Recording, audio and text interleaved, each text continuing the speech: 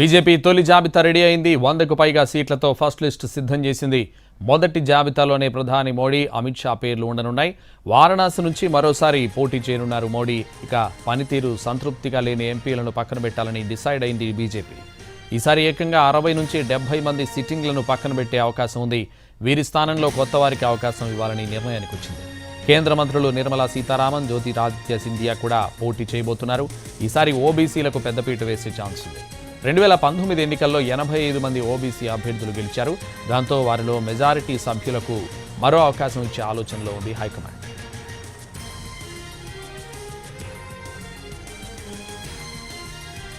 అభ్యర్థుల ఎంపిక విషయంలో బీజేపీ జాగ్రత్తలు తీసుకుంటోంది. 4-5 దశల్లో వడపోతలు నిర్వహించింది. చివరికి ఒక్కో సెగ్మెంట్ నుంచి 3 అభ్యర్థుల పేర్లను షార్ట్ లిస్ట్ చేసింది.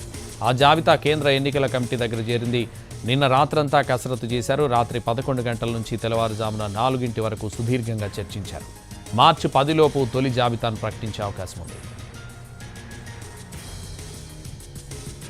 ఇదే విషయానికి సంబంధించి మరింత సమాచారం ఢిల్లీ నుంచి మా ప్రతినిధి రాజు లైవ్లో అందిస్తారు. రాజు. సంతోష్, రానున్నటువంటి పార్లమెంట్ ఎన్నికల్లో మెజార్టీ స్థానాలను గెలవడమే బీజేపీ లక్ష్యంగా పెట్టుకుంది. సో దానికి కావాల్సినటువంటి అన్ని రకాల కసరత్తును బీజేపీ చేస్తుందని చెప్పుకోవచ్చు. ఎందుకంటే ఇప్పటికే ఎన్డీఏ పేరుతో కావచ్చు, బీజేపీ పేరుతో కావచ్చు, అంటే బీజేపీ లిస్ట్ ఏ రకంగానైతే ఫైనల్ చేసుకుంటే సో ఖచ్చితంగా అందులో దాదాపు గెలిచే వాళ్ళే ఉండాలనే ఒక టార్గెట్ని అయితే బీజేపీ అధిష్టానం పెట్టుకుంది. సో దానికోసం గత 10 రోజులుగా పెద్ద ఎత్తున కసరత్తు చేస్తున్నారు. ముందుగా అంటే బీజేపీ స్ట్రక్చర్లో ఒక విధానం ఉంటుంది.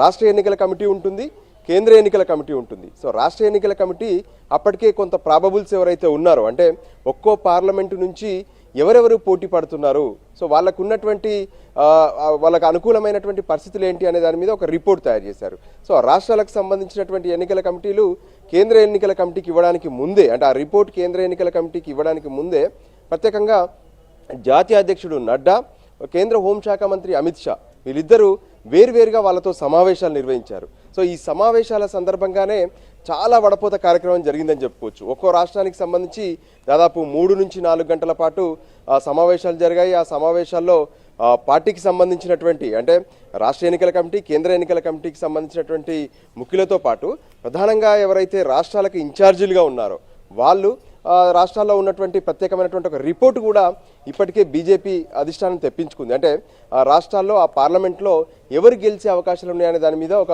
వినబిలిటీ అనేటటువంటి ఒక సర్వేను కూడా బీజేపీ చేసుకుంది. సో దానికి అనుగుణంగానే రానున్నటువంటి ఎన్నికల కోసం అభ్యర్థులను జాబితాను విడుదల చేయబోతుంది. సో దానికి సంబంధించి కీలక సమావేశం నిన్న అర్ధరాత్రి జరిగిందని చెప్పుకోవచ్చు.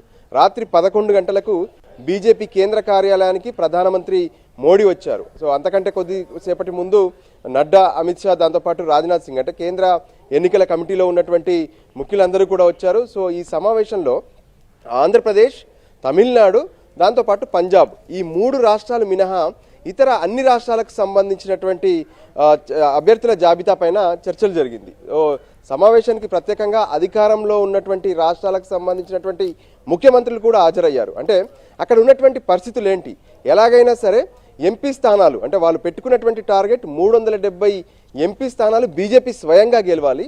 అంతేకాకుండా ఎన్డీఏతో కలిపి ఏదైతే 400 స్థానాలు దాటాలనేది ఈసారి బీజేపీ టార్గెట్. అంటే 3వ అధికారంలోకి వస్తాము, వచ్చేది కూడా మెజార్టీ సీట్లతో రావాలనేది టార్గెట్గా కనిపిస్తుంది. దానికి అనుగుణంగానే కసరత్తు కనిపిస్తుంది. అయితే ఇప్పటికే ఎవరైతే రాజ్యసభలో ఉన్నటువంటి వాళ్లకు మరోసారి లోక్సభ బరిలో నిలిపే అవకాశం కూడా కనిపిస్తుంది. కేంద్ర మంత్రి నిర్మలా సీతారామన్తో పాటు మరికొంతమంది ముఖ్యులను కూడా మరోసారి బరిలో పెట్టే అవకాశం కనిపిస్తుంది. సో ఓవరాల్గా కూడా గెలవాలి, మెజార్టీ స్థానాలను కైవసం చేసుకోవాలనే లక్ష్యంతోనే బీజేపీ తమ జాబితాను సిద్ధం చేస్తుంది. Right, thank you Raju.